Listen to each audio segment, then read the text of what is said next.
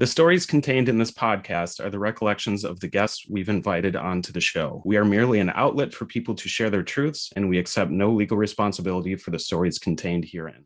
I'm Kendra Sheets. And I'm Rich Gill. And this is Enough, a podcast which aims to shine light into the darkened corners of the music industry while discussing the ways we can and should improve ourselves and, in turn, our community. Content warning. This podcast may contain frank and graphic descriptions of sexual abuse and assault, including instances of rape. These accounts can be triggering, specifically for those who have also experienced trauma, especially of a sexual nature.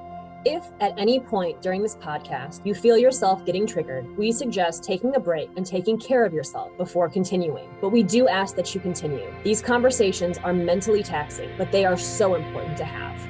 Thank you. Welcome to episode 6 of the Enough podcast. Today we have our guest who has chosen to remain anonymous. We will be referring to them as Red. Red, would you like to introduce yourself and explain kind of how you got involved in the music scene and why you're on the podcast today? Hi, thanks, Kendra. So I started playing guitar when I was about 14 years old. I saw a band play at a youth group that I was at, and they were all women, and I'm like, hey, I want to do that. I ended up getting a guitar, and that's pretty much how I started getting into the music, is just like having a guitar, not being very good at it, getting into punk, because obviously you can play music when you're not very good in a punk scene. So naturally I just kind of fell into that, and then there were some all-age venues in town, so just started going to those all-age venues and eventually being able to play them. I guess kind of started out when I was about 14. The first band I was in was actually some kids from my youth group, and one of the first practices, the bass player told me like I was masturbating when I played my guitar, whether it was somebody's girlfriend saying like, hey, you can't play music with my boyfriend, and I'm like, I really just want to play music, or trying to jam with somebody and them assuming that you want to have sex with them. So just that kind of being like the underlying mood and tone to trying to find a place in the space called punk rock. And for the most part, the all ages scene we're talking like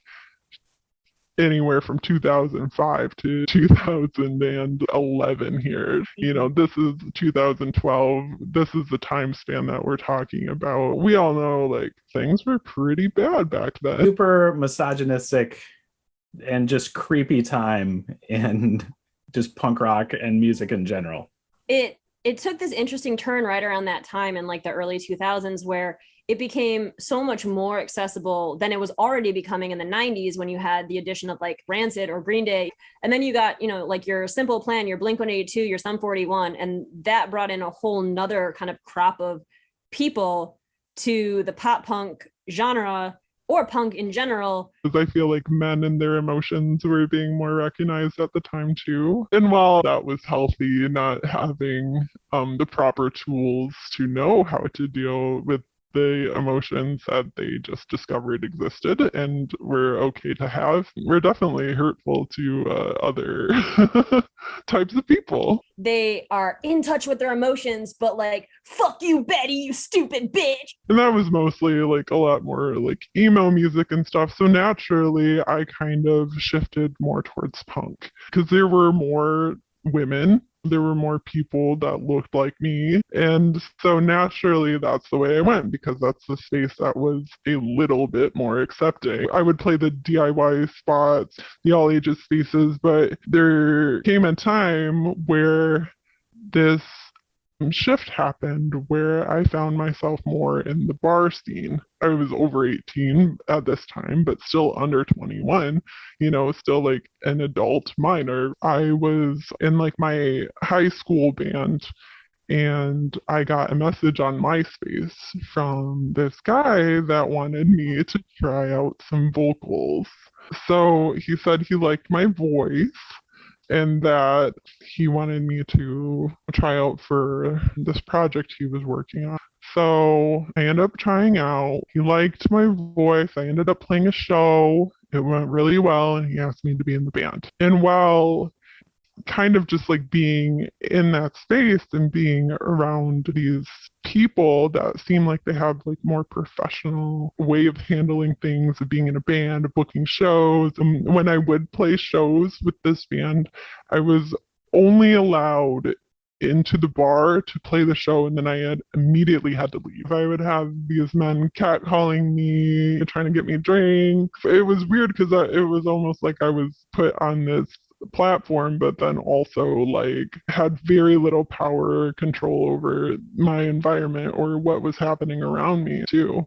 For clarification, how old were the people that you were playing with at this, and the person who like reached out to you, just to kind of put this into perspective a little bit? So the person that had reached out to me was in his early 30s.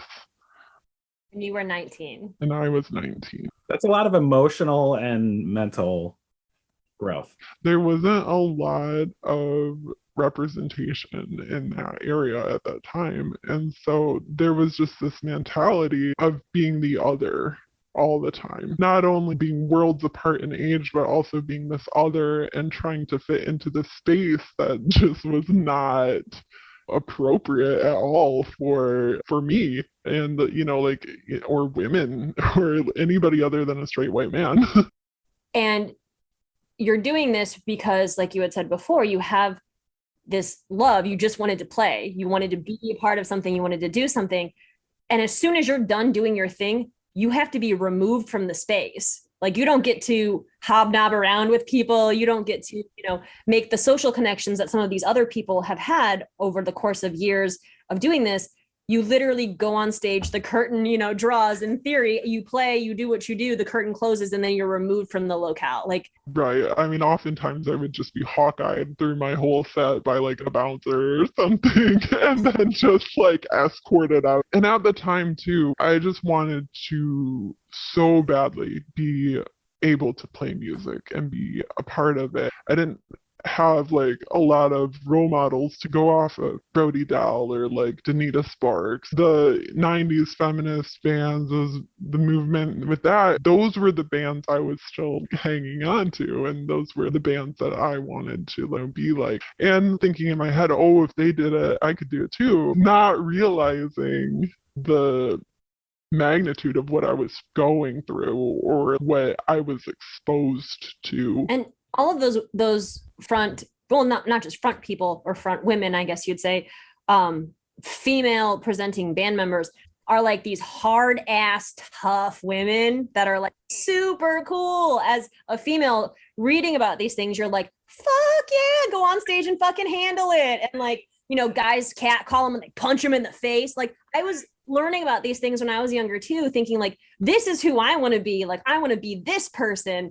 And then you get out there and you're like, I don't know, I'm gonna be this person. Yeah, it's just like, okay, this guy is like 3 times my size.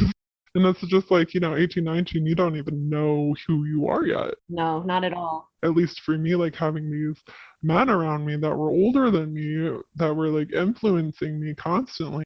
In a way, like I looked up to them. I considered them safe people for me to be around because I wasn't, or literally could not be around anybody else. Those were the only people I could trust. You kind of look to them to keep you safe in this environment where you're not even really supposed to be, in like bar settings and stuff. Like, okay, you're gonna look after me, right? Like, yeah, right. So there's a lot of trust and vulnerability, thinking like, oh, like in your head, oh, I want to be like these women or female presenting people in these bands, and I gotta be tough, like, oh, nothing can bother me. At the time, there was no space to have anything bother you, like emotionally or mentally. For other people, you were just considered, you were making a big deal about something, you have to just deal with stuff or like shove it down. Oh, nothing can bother me, because that's what everybody expects out of you too. Right? If you show any weakness, at least back then, if you showed any weakness at all, people would just eat you alive. So like, they do that now too, don't worry. Lots of situations happened while I was a part of that band, mostly from the man that had found me on MySpace. At the time, I didn't know it. I just thought it was cool that I was getting these opportunities, and I didn't want to mess it up. In my head, he was so mean to me, and I didn't understand like what was happening. I didn't understand this man is verbally abusive. This man has these dominating traits. This man is trying to control me. It was just a really weird dynamic, like having this man be so mean to me and talk down to me constantly. At the time, I thought it was odd that he only dated women my age, and I thought it was kind of creepy, and I didn't want him to get any ideas. So I ended up saying things like, "Oh, you're like an uncle to me." That's a real good way to put the brakes on that. Or like do things, on purpose to be a little bit more annoying and like sisterly, like to put that wall between us. Because I was actually really nervous about that. I'm like, I don't want this older man, in my bubble. There were times that we would be playing music together, and I would try to just like mention, I think maybe I would kind of want to play guitar for this part. Like, what do you think? And then he's like, no, we don't need you to play guitar. You're singing. Stay in your box. Right. Stay in your box, stay in your place. This is your role. This is what you do. And there was no space given to me to actually be who I was. I don't feel like I was there because of me. I felt like I was there to fulfill a role for him, to fulfill his ideal front woman. Mm-hmm. And that's not who I was as a person. It would have been one thing to be like, we are only looking for a vocalist, you cannot do anything else. It's one thing to lay it all out, but just to constantly be denied these things of like who I am. Because if it was presented to me at the beginning, I would have had like an option. He had the opposite idea of where you were looking at people like, Brody Dell, to use the example that you used, as like, oh, I want to be like this person, like, and then he was looking at it as like, oh, if we do something like that, we can get people to come out to the shows because it's female fronted. Put right. It on the poster. People will come out because we filled the quota. Yeah. And that's the thing, people did come out, and that hurt even more because it was just like, oh, here I am on this stage, on this platform, and I had absolutely no voice. And and oddly enough, you had the microphone. Right. He would constantly say things that would define my reality. He'd say things like, oh, you don't think that, or oh, you don't want to do that, or like, ha ha ha, why would you do that? Just kind of make a mockery out of the things that I really desired to do. When somebody is talking about the things that happen to them like this, it doesn't seem like a big deal, but the long-term effects of being psychologically abused are almost unexplainable. The effects of having somebody talk down to you constantly, the effects of feeling like you're worthless because, you're not actually valued. Well, what people don't seem to understand or think about in the same way is that, there's physical abuse and you can see it. It's the same thing as like people who have illnesses that you can't see when you walk by them on the street, right? You don't know that they're having problems, but if you have somebody who's barfing up blood, you're like, okay, that person's got a problem. When it comes to physical abuse, it's something that you can see. You're like, oh, you've got a black eye or you have some broken ribs. Verbal and psychological abuse is just like physical abuse. Imagine getting punched over and over, day after day. It actually changes what the body is, right? Like your brain is functioning in one way. You've kind of come up with an idea of who you are and what you stand for and what your morals are. And somebody day after day after day pounds away at that, eventually those start to change. Just like if someone's beating on your face consistently. And it takes years to reconstruct those things back to the way they were, or even to a better state than they were before, once you're able to remove that, if you are able to remove that. I don't think people really take verbal and psychological abuse as seriously as they really need to. No, definitely not. When you look at somebody, you're not able to tell how the other people in their lives are treating them. Like, there's no bruises. And the thing about psychological and verbal abuse is it usually falls on the victim when they start acting funny. And then again, they're re stigmatized and re traumatized by like other people. The hardest thing about all of this is for almost 10 years, I had no idea that he was an abusive person. I knew he was mean, but in my mind, I was not informed. I was not aware of what abusive people do. You know, I thought verbal abuse was just like name calling, oh, you piece of shit, or like, oh, you're worthless. But no, it's an attitude. It's an attitude of being a dominant person trying to dominate somebody else. And that was the mentality through that whole project of like the control. And when that project ended, I couldn't go to see music or a show or see a friend play in a bar for about 5 years. Anytime I would go see music play, I would just break down and start crying because I felt used, I felt powerless, I felt worthless. I felt like I was just some token to have this man elevate his own platform by using my gender as something that he could gain something from. You know, you're seeing people do what you want to be doing or what you wanted to be doing, and like it re-traumatizes. Exactly. Most of the other people in the scene or in bands were also men. So when I would try to talk about this or I'd try to talk about how he was mean, I would literally just get the deer in the headlights look or the, well, maybe you should do this instead look. Like it was never about him. It was something's wrong with you mentality. Weird, that whole victim blaming thing that seems to pop up in so many of these circumstances. He seemed like a really nice guy. He's never done anything like that to me. So like, I bet you're a liar. Yep. Oh, he's a good guy. Like hearing that one all the time. You don't know how good of a guy this is until the situation comes up where he actually has to do the right thing. Right. So after 5 years, this man had actually started another band, another feminist band in the area. At that time, that band had ended.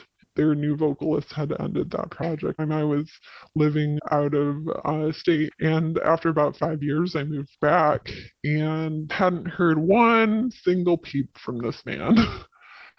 And as soon as his band ended, he calls me up wanting to take the place of that singer and or start something else. Trade out one woman for other woman. Band will be success still. That's how things work. They're interchangeable. Yeah, exactly. You both have breasts, right? And your hair's kind of long? Okay, great. You're in. So I had just moved back and actually started to look on Craigslist to look for people to jam with because I didn't have any of those old connections from when I was 19 because guess what? I couldn't make any. But I had started looking on like, websites like Craigslist, newspapers and like coffee shop bulletin boards because that's where you would look. There was no like Facebook groups. Definitely ended up jamming with some super creepy dudes from Craigslist, which I don't recommend. Nobody do that. I mean, I just didn't have that healthy support from a scene at the time. And so he called me, and even though he was mean to me in the past, I'm like, well, maybe he's different now. Let's spend some time. So we ended up hanging out and jamming, and he was again trying to get me to be the vocalist. And I just kept bringing my guitar to practice and I wouldn't stop. And he told me it wasn't working out. I was proud of myself for standing up for like what I wanted and asserting myself. Yeah. Which is something I never should have had to do anyway. Shouldn't have had to he would literally tell me like, hey, you don't need to bring that.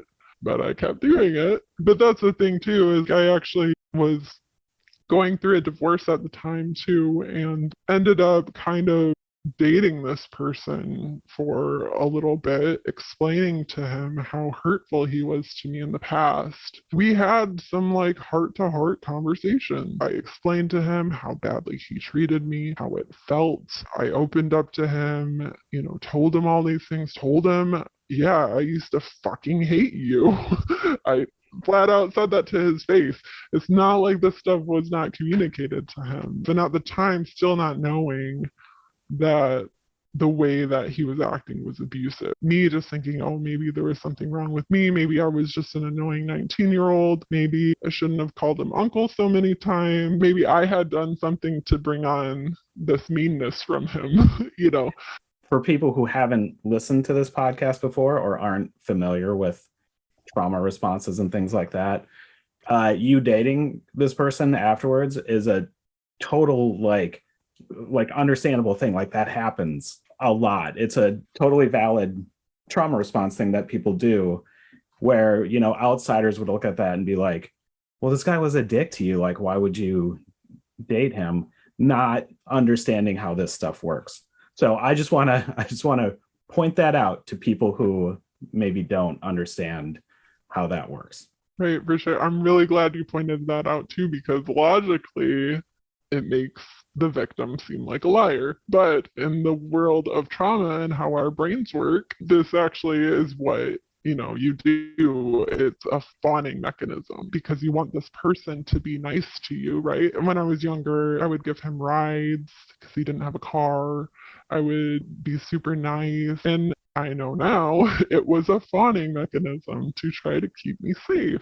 And people always think of just fight or flight, but there is fawn and freeze. There is fawn and freeze. And another repercussion of this man's emotional and verbal abuse too was I missed out on so many opportunities because after being in that band, I tried to be in other bands and other projects. And whenever it came time to create a new song or do something that wasn't already rehearsed, my mind would go blank.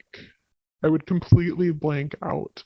And I blamed myself for years. You're just not getting it. You're just not getting what they're showing you, or some of you try to show me apart or teach me something.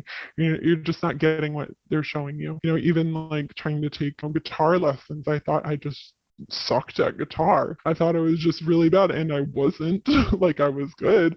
I just couldn't be vulnerable and creative around anybody else because my body would automatically shut down my brain so that I would be protected, so that I wouldn't have to experience whatever was happening, and that formed a trauma response. And it took so many opportunities away from me, and not knowing that that was happening to me, and it affected me for years. It affected me for almost 10 years before I found out what that was and why it happened. I thought I just maybe sucked, or it was slow, or wasn't getting it, or just couldn't learn as fast as everybody else. And I'd constantly blame myself and put that on myself, that feeling I just wasn't good at this instrument, or I just couldn't play it correctly. And I feel like that also came out in my personal life too, not being able to properly express myself in a way, and it really did stunt my emotional growth. It would just throw me into these trauma cycles and these shame cycles of thinking that I'm wrong, something's wrong with me, I don't fit into this area, or why did I throw myself into that situation? All these guys that are, in this new band that I'm trying out for are all just looking at me like I'm a dumbass right now, right? And they're like, no, you play like this. And then they slow it down, and then they talk really slow. And my mind is just gone, right? I'm already experiencing like this trauma. And then to have other people reinforce that, and not having the tools or the ability to articulate what is going on. And I think that's another thing that people, to go back to what we were talking about, the difference or the similarities between like physical and emotional abuse. Like it's not just someone was mean to you and it affects how you interact with them. It affects how you interact with everybody after that. Most definitely. It very much does. And that also goes back to, I think there was another podcast where somebody was talking about their early family life. If you don't have parents that are emotionally aware or like some kind of empathetic person in your life, that trauma hits even harder because there's nobody to talk you through it. There's nobody to guide you. There's nobody to even listen in a caring manner. These are just things that come up, and then your brain tries to rationalize them. Is this me? Is this him? In my brain, it all just went towards me. Like, I am bad. I am wrong. I can't do this. I'm not good at this. And then just keep trying anyway for some reason. One of those effects can be like, oh, I have to prove myself and or other people I can do this, which is also a pretty big thing to spiral. Like, you just can't be. You can't be who you are. You can't just relax into yourself at any point.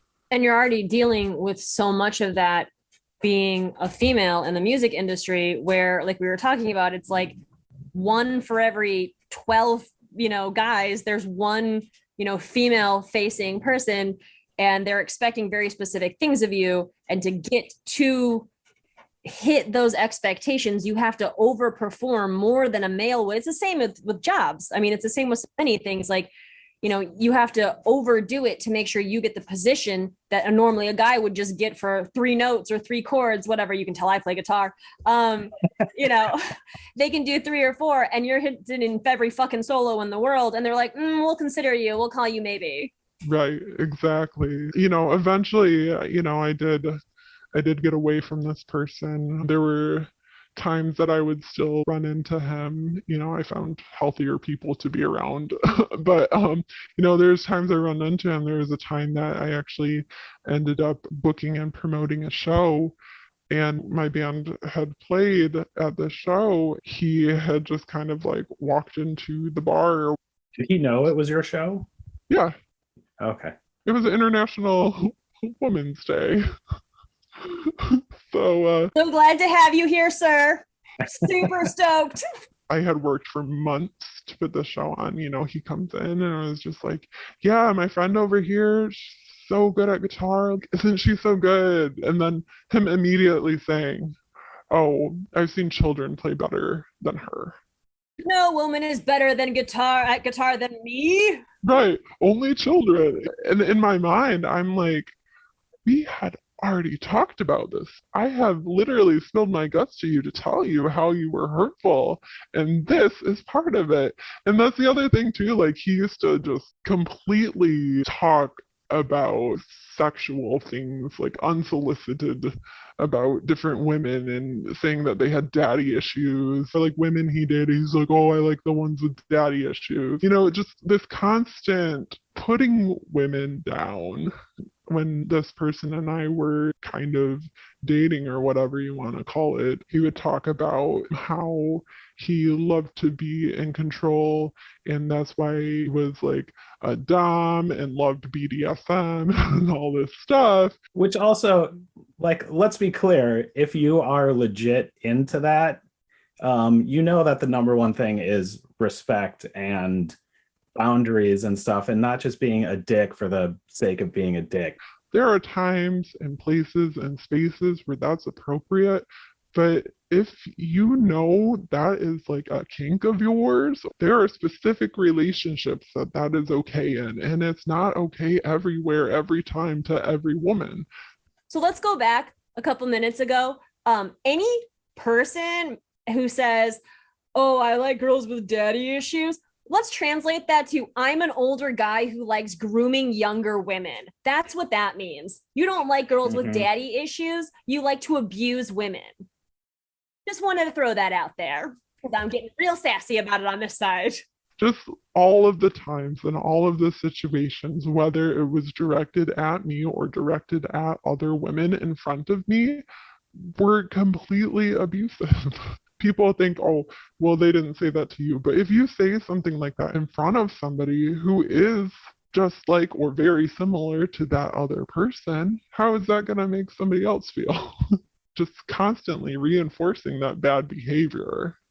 I know that there has been a couple other people who have reached out to us about some of the other guests stories that have been on the podcast and the people that they have spoken about. And they also have noticed things like that. Well, they say things like, I didn't necessarily experience exactly what guest A did. However, I did witness this person making negative remarks about women consistently, slut shaming them, fat shaming them, talking down about women. And you don't really think about it always at the time it's happening. And you think, oh, well, they don't treat me like that. They value me in a different way. While all of this was going on, was there anyone who kind of had your back on this and was like, you know, supportive and had maybe even seen some of the same behavior?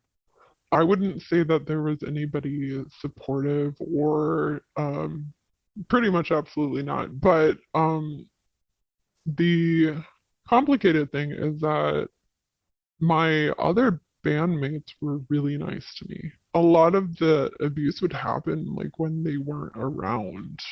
Surprise, surprise. Right. Or if it did happen, like if he would be talking about this girl with daddy issues, like in front of me or something, they didn't do anything to correct that behavior either. They wouldn't be like, hey man, that's fucked up. The thing is, all abusive behavior starts with verbal abuse. Mm-hmm. You have to know what to look for.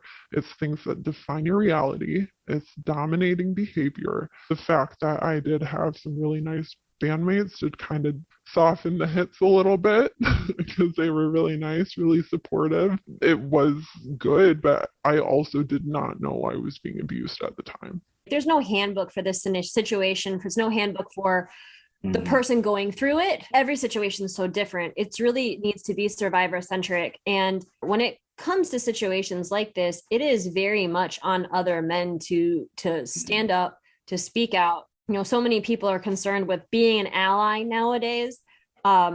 This is step one. There's so much ingrained behavior that you think is fine that is very off-putting to everyone else. And this is a textbook situation. And the other people in the band could have and should have said something. They probably were also nervous too. I mean, everyone in this scenario, when you have someone who's got this kind of domineering nature, or it's so normalized, you know, in our punk rock communities, especially back then, to have like this tough guy or tough girl persona, whereas people didn't leave it as a persona. You know, they took it into their lives with them because that's how punk rock worked. In the early days of this bar, the kind of vulnerability and isolation due to the age, due to the locale of where you were at, you clearly would kind of run in the same circles. You'd see them. Did you have any like predetermined hesitation when it came to coming to these shows, like thinking that he was there? Did you feel like it was one of those scenarios where like, is he going to be there? Should I even go? You know, because I've had that personally with people in the Chicagoland area where I straight up was like, I'm not going to shit anymore. I don't want to see these people. I can't physically, emotionally, and mentally deal with this. I think what it was for me was that when I moved away, I completely isolated myself from music. So instead of being around it at all, I couldn't. My body would literally just not let me. I would get so emotionally overwhelmed that I would have to leave like any type of music. And that ache in my heart to like not be doing what I loved was always there. I was so sad. I was so depressed. A lot of days I just laid in bed and stared at the wall and wished my life to pass. You know, just kind of like, you know, I wasn't in alignment with my higher self. I wasn't doing what I was passionate about. I was making myself small for these other people by removing myself from these situations, completely just living this other life, even though my heart was telling me to do something else. Now that I am older, and now that I know he was abusive, and now that I know I get triggered by these, you know, certain things and events, it is very hard for me to be around him. I don't exclude myself anymore, but it is even harder to be around this person now that I have the full picture and the full story, and I'm not blaming myself anymore. And then, you know, also finding out that this man has been sexually abusive to other women in our scene. It didn't just stop with me. He was not sexually abusive to me because there were things I just would not allow. I wouldn't even talk about it with him. Just don't fucking go there, right? But, these other women, these other vulnerable women, here this man has this feminist band that he's hiding behind. And of course, who are the people that go see feminist bands? Other women, right? Okay, so he has access to all these other women, right? And he is able to. Almost like he planned it that way. Right. You would think. Well, I've never used a dating app to date anyone. I have plenty of friends who have, and some have gotten engaged or married because of it, and that's great.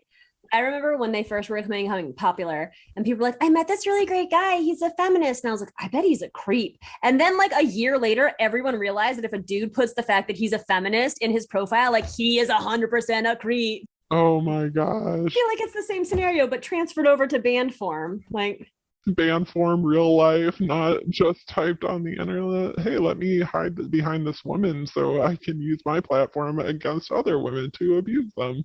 Exactly. I don't know if the majority of the guests have seen this, but there's a triangle that shows you the hierarchy, I guess, or the building blocks of abuse, and it goes all the way up to rape. And it starts, as you said, on the bottom level with verbal abuse. So saying that he was sexually abusive to other women is not a stretch in any way. I mean, it literally is. It starts off with one, and the way that human nature functions, not just in this type of situation, is, we get away with one thing and then we're like, what else can we get away with? Let's try a little bit more. And we try a little bit more and a little bit more. And the more and more we get away with things, the more we're going to test our boundaries. And that's just how the human brain functions. Yeah. And those abusive things are like normalized then in our brains and in other people's brains that are around us to think that, oh, this is okay. And not even to consider the person that is being abused, what they're going through and how much voice they don't have. Like this man had literally told me, oh, I thought that I was empowering you to use your voice by telling you you're not allowed to do things. Yeah. Right, exactly. Okay. But I gave you the microphone to say the words I decided on. One time at this venue in town, we were loading in and the bouncer didn't believe me that I was in the band. I was the only woman in the room. What are you, a merch girl? Right. And he comes up to me and he says, you need to leave. And I'm like, why? And he was like, because it's bands only. And I'm like, I'm in the band. And then he looks at me and he says, okay. He's like, I'm watching you. If I don't see you up there when that band plays, I'm gonna kick you out. And I was like, fine, dude.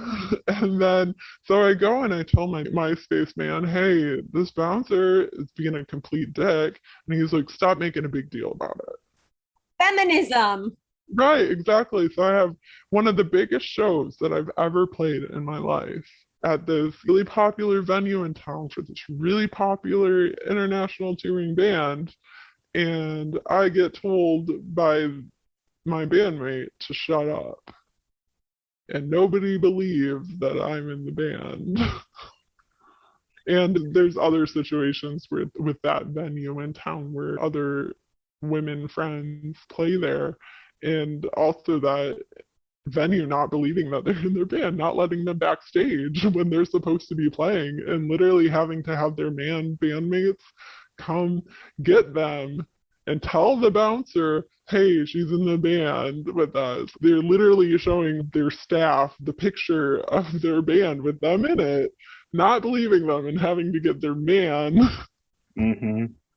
I've told this story before, but I used to, around this time, the mid 2000s, I used to tour with bands as like a merch person, tour manager. And there was one band who had a woman drummer, and probably, I want to say maybe half the shows that they played, we would walk in and the promoter or venue person, security, whoever, would look at her and say, merch is over in this direction.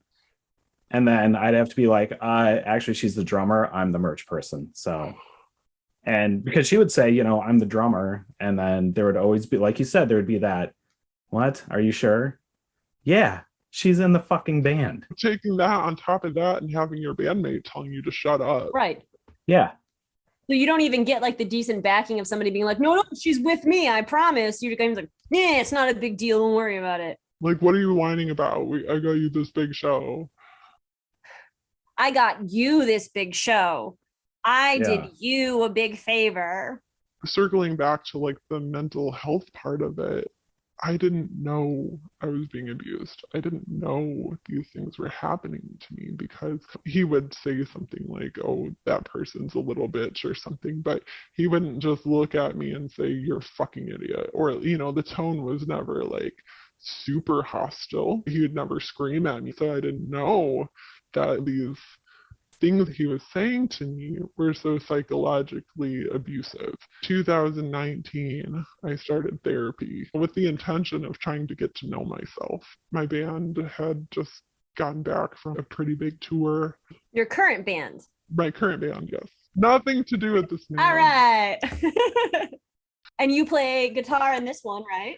Definitely play guitar. And I'm like, okay, I don't need him. I can do this on my own. I can make a band. I can go on tours. And that's what I did. There came a point in time, like right around, 2019, right before COVID, and more women were starting to speak up about how they were being abused, not knowing how I was abused, not having that information. So I felt like I have this platform and I need to take a step back to figure out what they're talking about. All this feminism stuff, like what is it? What is it really? Not what we were told it was. Realizing the responsibility that I had with the platform that I had as well. And questioning myself of whether I was even informed enough to have this platform, like as women or, female presenting or pretty much anybody other than straight white man. Sorry, Rich. People expect you to be very informed because wherever you go, you are creating this space. Right. And you have this platform. And whether you might be only playing to 10 people, you might be playing to 50 people, maybe your band gets, 25 plays a month, but those are still people that you're affecting. You're expected to know all these answers. You're expected to already know and already be able to create this safe space for people. And just taking a deep look in myself and realizing, like, I don't know if I have all these answers. And so, just kind of taking a step back to work on myself and get therapy. And in that process, I ended up getting a mentor, another female presenting person, or has had the female experiences. I think they are non-binary at this point in time. But explaining these situations to them, telling them, yeah, when I have to play or like create music, I blank out. And luckily, this person was trauma informed, and they told me, I think you're having a trauma response. Because that person had gone through something similar earlier in their life. They were able to tell me, hey, I think you're having a trauma response. There's nothing wrong with you. After 10 years of dealing with this stuff, having somebody put it so gently with empathy and caring, and I was just like, oh my God. And it all hit me. And I'm just like, that is fucked up. One of the things we talked about before the podcast ever started, and I think in the first episode and probably the second episode and probably a bunch of times on our Instagram, is that some of the inspiration from this came from how sheltered and the clandestine conversations that have happened for so many years in regards to mental health, and how that has finally moved its way into the forefront. And people now have podcasts about mental health. I talk to my coworkers about mental health. There are things called mental health days. Blessed be the mental health day. There's so much more compared to where we were, let's say in the early 2000s. There was no conversations about that. It was very rare that people openly talked about their depressive issues. I was on medication for antidepressants when I was in high school, and it was a secret. Like, you didn't tell everyone that you were popping Remeron at night because you got to get your shit straight. Like, you did not talk about that stuff. And it's the same thing from what Rich and I have discussed. We see the situations with abuse, with, the physical violence, the sexual assault, all of this is the same kind of formula as what happened with mental health. You had these clandestine conversations. A lot of people are going through these issues. And when you start to talk about these things, and you don't have to go into whole detail, you don't give what you want, but then you start to have these human connections like you had with your mentor. And then you realize you actually, and I know you've tried this with other people and it didn't work out so well, but I think it's, in the age that we're in now, and you happen to find the right person outside of therapy, which is also exceedingly important. And I think that everyone deserves a little bit of therapy in their life. Everyone can use them. Having these person-to-person conversations, and you're going to end up finding something that fits. There's so many times where someone can say something to you and you don't hear it until it's said in the right way where your brain picks up on it. And maybe it took this mentor who has a similar situation, a similar, punk upbringing, to say the right thing in the right way for your brain to be like, shit, that's it. I mean, or maybe no one ever said it before this person. I don't know. Because their situation was so similar to mine, and nobody had said it before. Like, even my therapists were just like, oh, just try to ground yourself, without explaining that I think you're having a trauma reaction part, because that put all the pieces together, right? So therapist is focused on your behavior, what you can do. I think just because their own experience and how similar it was to mine, and how they were also abused, just how quickly they realized it, and they were able to say flat out what it was. There was always this it that I couldn't name, and they named it, and that was exactly what it was. It was abuse. When you hear someone else talk about something that you've been through, it's this realization of like, oh, I'm not alone. I'm not the only person. And I think it was that way. I think it's been that way for a lot of people when this wasn't really talked about. It's like, oh, no one else can understand what I'm going through because I'm the only person who's gone through this, when there's so many people who go through it. 10, 11 years after the fact, and this is the first time I ever heard about it. That was the first person that had ever really validated me. Why was this information not accessible to me in this section of punk rock? Why was that experience so exclusive? I know I'm not the only person that has experienced this, but it isn't talked about.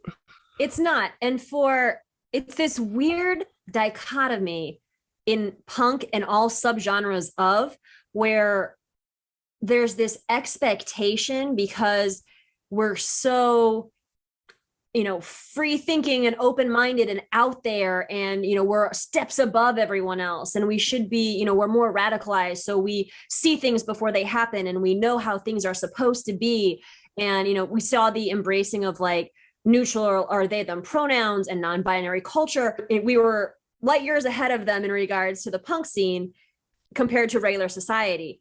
But it's only certain things that we're really ahead in, and for every one step we're ahead in, there's a million steps we're taking back. If you go back far enough in history, you'll find out that a lot of these abusive tactics in white history, right, because that just happens to be the one that's recorded, when the industrial age was starting, people were starting to work in factories. People were kind of moving away from being in clans and having dukes and lords. People were expected to produce, right? So in this industrial age, it was encouraged for parents to use whatever tactic they could to break their child's free will. And whether it was through corporal punishment, manipulation, shame, so that they could be a good member of society to participate in the industrial world. And looking at our culture and where this abuse stems from, because these things aren't just created, our society creates them, right? So with the industrial age and the rise of capitalism comes with this ideal that parents had to use corporal punishment on their children. And it's, once again, this effect of domination, breaking a child's free will, and all of this trickles down, men being the head of the house, blah, blah, blah, women being submissive to them. breaks down into where our culture came from, where Western culture came from. You take people from different parts of the world and they don't understand it. But, in our Western culture, that's where this comes from, is this ideal of domination, this abuse, and that is the foundation of our society. Anytime we're just being obedient and submissive as a culture, we're literally just doing what generations of trauma have ingrained in us, to not have a free will, to be dominated over. And just understanding where that comes from is really sad, but in another way, so freeing, right? Because you're like, oh, fucking people made these shitty, societal norms, and fuck that, right? I was listening to Propaganda today, and I have loved that band since I was a teenager. And something that I realized listening to a couple of their records today, I was listening to them, but not really hearing them, because they were talking about all of this stuff in like 1993. And if all of us white men would have actually paid attention to what they were saying, I don't think we would be in the situation that we are. At least not in as much as we are. Like, because they were talking about all of this stuff: gender equality, anti-misogyny, all of that shit. 100%. And that's the part that I find to be so baffling for so much of this, as a person who plays no instruments and basically maintains everything based on like lyrical content, and everything else is like extra stuff to boost the lyrics. I always have followed the lyrics, and because to me that make or breaks the band. I know with actual musicians like you probably listen to the guitar a lot more than the lyrics. Anything with a guitar solo, I'm like, yeah, of course. Those are your lyrics. You talked about the importance of having the platform and what you're going to do with that platform. And that's one of the things that we've talked about on the podcast.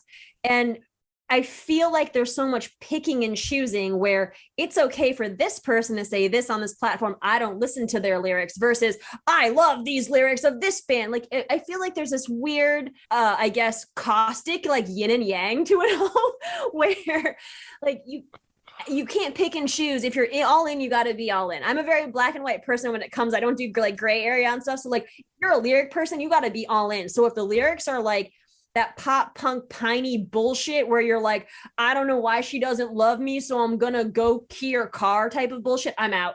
But if it comes to like what Rich is talking about, yeah, I'm in. Like, let's listen to it. Let's take, some time. And I think that there's a responsibility of anyone who takes a stage. They need to understand kind of what you said, that there are people on the other side of that. It's not just like white dudes dicking off on stage with no one around. These are people that support you. These are people that, they pay money for your merch, for your albums, to be there and see you dick around on stage. They're investing like their emotional time and space into your art and your content. There's something to be said about lyrics being written in a specific way. I'm not trying to keep people from conveying their experience, but if you consistently badmouth women, people of color, or just consistently purvey this white male mentality, that's what's being absorbed by your audience. And that is what's going to continue throughout the culture and the subgenre or the genre of the music that you're in. And I think what we're seeing, why there is so much pushback right now, is we're not giving the white guys the mic consistently anymore. There's other people that are sharing the stage, and they're bringing in other experiences that white straight dudes or people, or just people in general, but mostly white dudes, aren't as comfortable with, because they don't understand that there are other points of view out in the world. And that, when you have someone who's, female presenting on stage, shouting in like a hardcore band, screaming about, their experience of the world, it's going to be very different than, someone pining after a woman because she didn't return his phone call. Including women into the conversation. When you have somebody that is representing a specific group of people, you automatically add those people into your conversations. who starts showing up more at those shows? Right. All of those people are automatically added into the conversation. And while no, people should not be tokenized, but having representation, having people that have a say and can use their voice and are actually empowered is so important because it creates this ripple effect from their platform. So, and that's the way I've always viewed it. Everybody deserves that space. Everybody deserves to have some space created for them to be able to join the conversation, to be able to join the band, to be able to create that ripple effect within the band. Just having them will create that effect naturally. It doesn't have to be force. It can be a very natural thing that just happens. And I think a lot of bands are so focused on being good or being talented or having the right riffs. Are you still talking about the punk scene? Right. Having this record label like notice them or get on this tour, create space for somebody. I don't care what you have to do, create some space. Do not tokenize. Have them be a valued part of that space, because that is now their space too. And you had mentioned a couple times, I guess, like the long-term residents of the punk scene feeling uncomfortable with some of the changes, things going against their comfort zone. These are the same people that are like, when did punk get so safe? Is it safe? Because when did punk get so white? Like, let's throw some other people in there and let's stir some shit up and make people feel uncomfortable. Isn't that what we're supposed to be doing at the forefront of all of this? We're supposed to be doing all of these things that are better and more adapt and the antithesis of society. So if we're seeing a society that's filled with racism and sexism, don't we want to be the antithesis of that? When did punk get so white? Are you like, it's so safe in the fact that it's the same band that's regurgitated over and over again with the same 3 to 4 similar looking people talking about the same things over and over. And whenever somebody breaks the mold for that, then we get this kind of bristly pushback because there's something that's happening that they're not used to. So I find it interesting that the when did punk get so safe crowd has been chiming that for the last like 10 years, when we've seen more change in the last 10 years than we've had in the last like 30. And for the better, honestly. Let's say, okay, we want more diversity in our band. It doesn't have to be perfect. Fumble through your words. Get out of your comfort zone. Make space for somebody else. Don't be fucking weird about it like MySpace, dude. Create that space. You're not ever going to have the right words. It's never going to be the perfect situation. You're including groups of people that were never included in the conversation. They're going to act differently. They're going to have trauma. Their words aren't going to come out right. They're going to be real quiet and feel really awkward. They're going to see things differently than you. Get through all those hiccups to see that person for who they are and include them into your conversation, include them into your band, include them into your music. You also have the responsibility to inform yourself so you don't re-traumatize this person or form a relationship with them that they're comfortable enough to say what their triggers are. Free resources that can help men. Attending classes for men who batter women, organized by a local women's shelter. This might seem extreme to you, but remember, every time there's physical abuse, it starts out verbally. It starts out in the mind. It starts out with a belief system. And it's not the person, it's the behavior. You can have anger. It's what you do with it that matters. Can you sit with that anger? Can you pause before reacting? Put a little space between the situation and the reaction to it. If you are a victim, not everybody has access to therapy. If you can, find an empathetic person. Try to find people that are like you, that have been through similar experiences. I know a lot of like YMCAs have women's groups for survivors. What Kendra and Rich are doing here is amazing, but it's so important to have that interaction. As much as we want to think that people will reach out to us, that's not always necessarily the case. And we have to take that one more big, scary step to get us around people that are going to hold us and love us and care about us and understand us. There's a series of books called The Verbally Abusive Relationship by Patricia Evans. So clearly states what verbal abuse is. This book isn't just for victims. I believe everybody should read this book. The Safer Spaces, Making the Spaces Safer by Shawna Potter. I know that Lady Fuzz zine from the UK has some pretty great articles in it as well. Don't Let Emotions Run Your Life by Scott E. Spradlin. It's kind of a workbook to kind of work through some of these emotions, to learn to put that pause between. Get therapy if you can. Be around other men who are struggling with the same things so you guys can talk and not put the burden on people to deal with your bullshit. The one thing that you had said before is bad is not a person, it's a behavior. Yes. That is such an important thing to remember, both for yourself, because we all beat ourselves up mentally and verbally. And we think, the absolute worst of ourselves, even if we're in the best, overall mental health, we're going to beat ourselves up at a time.